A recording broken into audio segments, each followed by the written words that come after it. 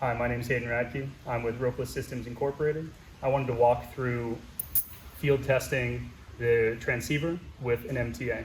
I would recommend that you do this upon receiving your equipment for the first time to make sure that nothing has been damaged in shipping, and also familiarize yourself with the end-to-end operation.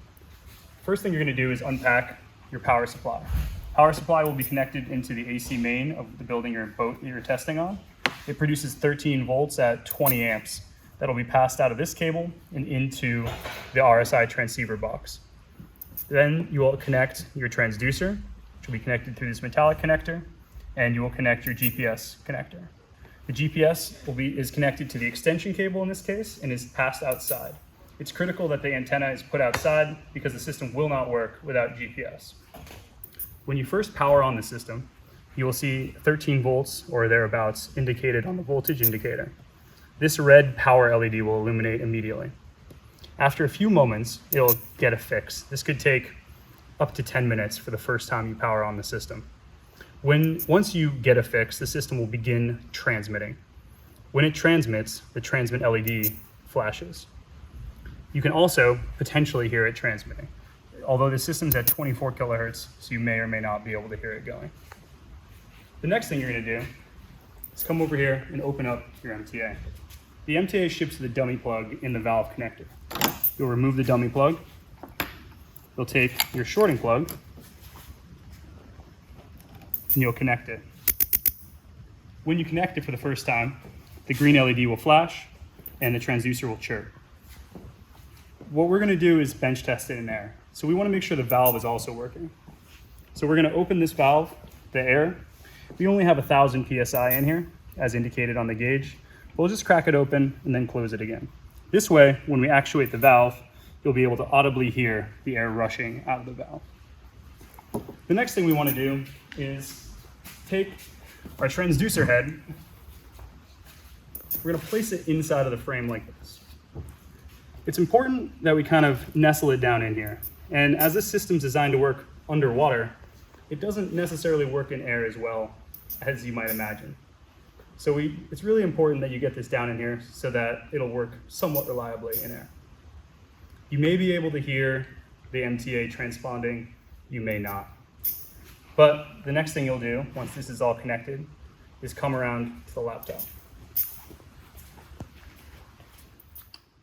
You're going to open your ropeless laptop. You'll be prompted to log in. The username and password are printed on the front of the laptop. The first thing you're going to do is verify that you're connected to the Wi-Fi that is generated by the transceiver. Click up here in the upper right-hand corner, and we can see that we're connected to RSI transceiver 13. And we verify on our transceiver that we are serial number 13. We'll then come over and open up OpenCPN. It may take a moment for OpenCPN to begin receiving communication from the transceiver box. In our case, this has been running for a few minutes, and we can see that we have a red vessel, which indicates that we're getting GPS information. We can also look in this upper right-hand corner. These green bars indicate the quality of fix, but we have a great signal right now. We'll then go over to this green plus sign. The green plus sign is the Ropeless Systems application within OpenCPN. When we open it up, we see that we are now communicating with the system that we put inside the frame. It's giving us a distance estimate, and it's telling us the time that the system was last interrogated. The time is always in UTC. So here on the East Coast, we're going to add 4 this time of year. So 1812, we just received a ping from the system.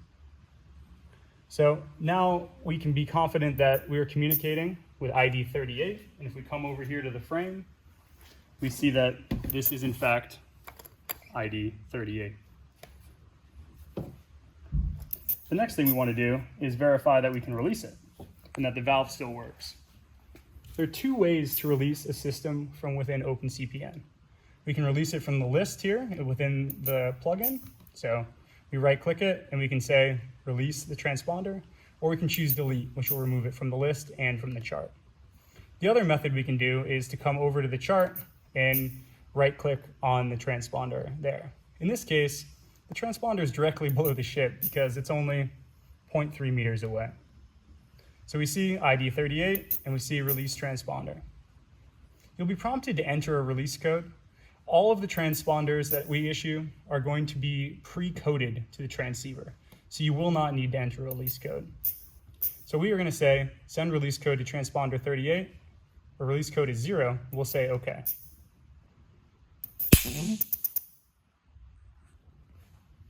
You can not only hear this actuate, you also see that this LED is turned green. When the LED is lit green solid, that indicates that the valve is being powered on.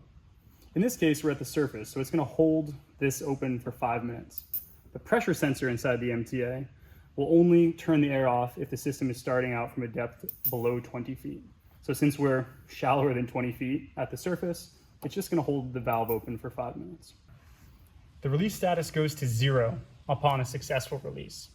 This release status field will count from 1 to 10. When it reaches 10, it'll go to a -1. A -1 indicates that it has not successfully released. The 0 indicates successfully.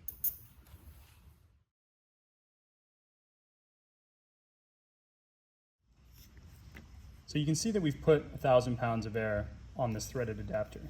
Now when we try to remove it, it's extremely difficult. This is a problem that you're going to run into nearly every time you want to swap bottles, because the MTA automatically turns the air off as it comes to the surface. So there's almost always going to be some residual pressure. And even if it's only a few hundred pounds, it can be very difficult to remove the DIN fitting from the scuba cylinder. Because of this, we've shipped a manual actuator with all of our systems. This manual actuator takes 2 9-volt batteries. You remove the back cover, install the batteries. And this connector matches with the valve connector. So simply plug it in, press the button, and now we can remove the valve assembly with ease.